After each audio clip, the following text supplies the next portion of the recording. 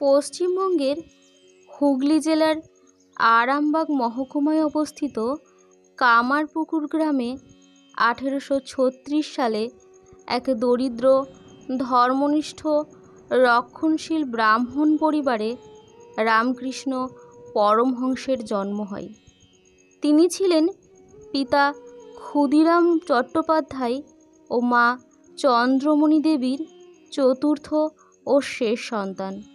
কথিত আছে, শ্রীরামকৃষ্ণের জন্মের পূর্বে তার পিতামাতার সম্মুখে বেশ কয়েকটি অলৌকিক ঘটনা ঘটেছিল।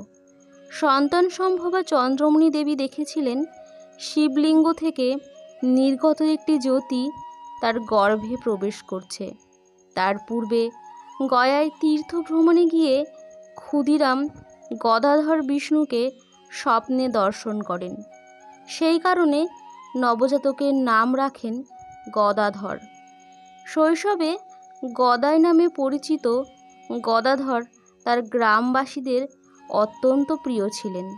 অঙ্কন ও মাটির প্রতিমা নির্মাণে তার ছিল সহজাত দক্ষতা, যদিও প্রথাগত শিক্ষায় তার আদৌ মনোযোগ ছিল না। সে যুগের ব্রাহ্মণ সমাজের প্রচলিত সংস্কৃত শিক্ষাকে তিনি চালকলা বিদ্যা বলে উপহাস করেন এবং তা গ্রহণে অস্বীকার করেন।